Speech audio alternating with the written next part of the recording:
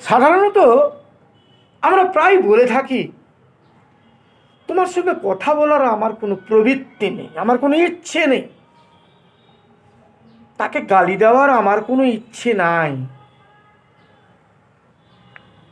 তোমাকে শাস্তি দেওয়ার আমার কোনো ইচ্ছে নাই, তাকে বিয়ে করার আমার কোনো ইচ্ছে নাই, আমার এখন ঘুমানোর কোনো ইচ্ছে নেই।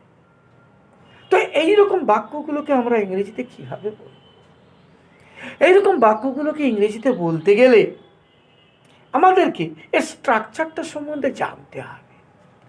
এর স্ট্রাকচারটা হলো না সাবজেক্ট যুক্ত হ্যাজ অবলিক হ্যাভ যুক্ত নো উইস যুক্ত টু যুক্ত V1।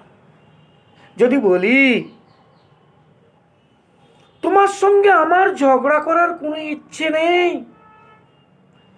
তা আমার ইচ্ছে নেই, I have no wish to quarrel with you.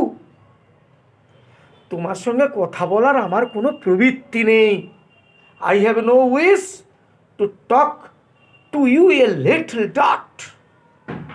যদি বলি তাকে বিয়ে করার আমার কোনো ইচ্ছে নেই, I have no wish to marry to her.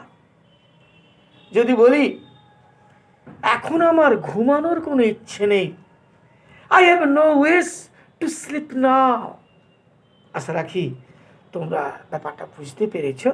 যদি কেউ বুঝতে না পেরে থাকো তো আমার ফোন নাম্বার 9339699552 ফোন করতে পারো।